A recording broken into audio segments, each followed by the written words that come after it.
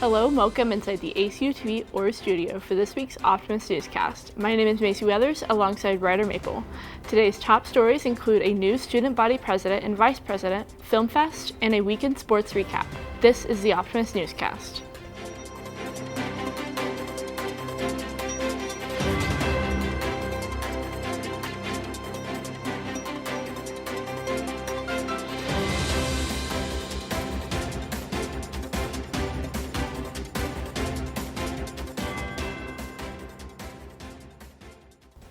Allie Dimmitt was elected the 2023-24 SGA president, while Nathan Marshall was named the SGA vice president.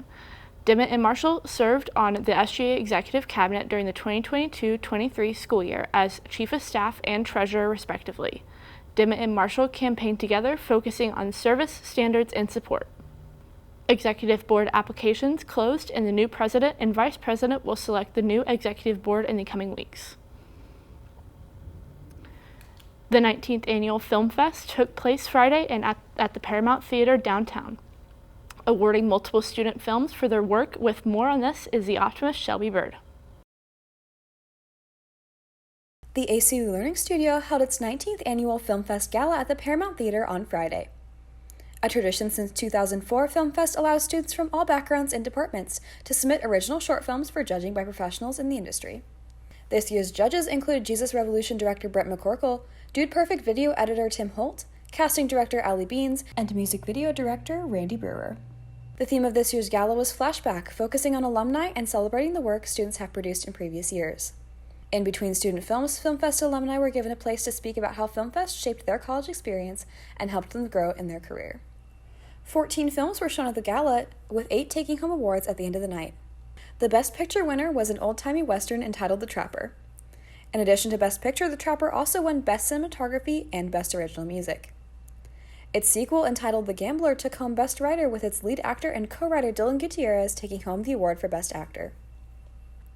Producer Isabel Gallegos won Best Producer for her foreign language film Obituary.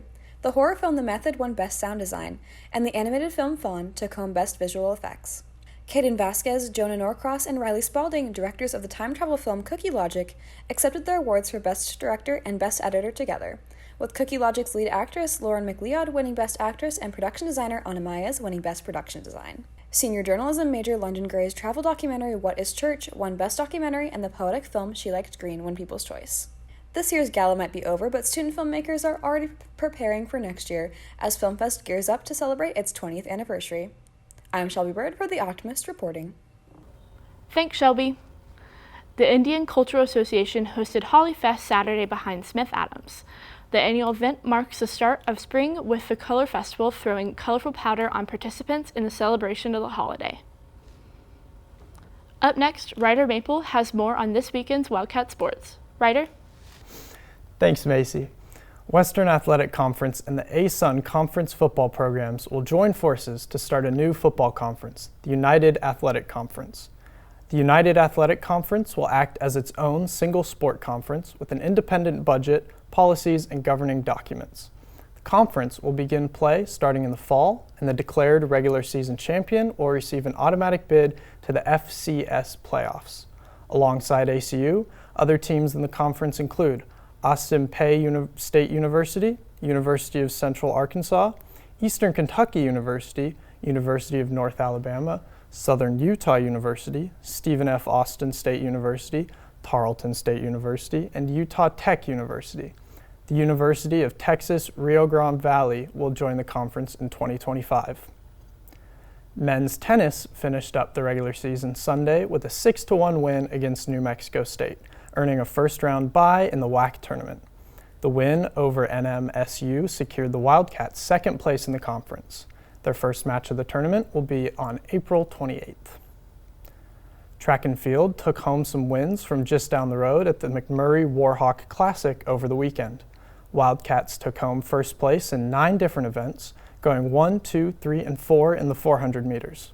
Up next, track and field will travel to Waco for the Michael Johnson Invitational at Baylor. Baseball fell to GCU in a weekend series 2-1. The series boasted 3 high-scoring games, with players such as Tanner Tweed hitting 3 homers and driving in 9 players through RBIs, and Grayson Tatro scoring his 38th career home run in the series. The matchup between the two top 4 teams was the first time ACU has played GCU in 9 years and was the first time the two schools went up against each other in the same conference. Up next, the Wildcats are set to take on University of Texas in Austin Wednesday. That's all for this week's Optimist Newscast. I'm Ryder Maple. And I'm Macy Weathers. Thanks for tuning in, and we'll see you next time.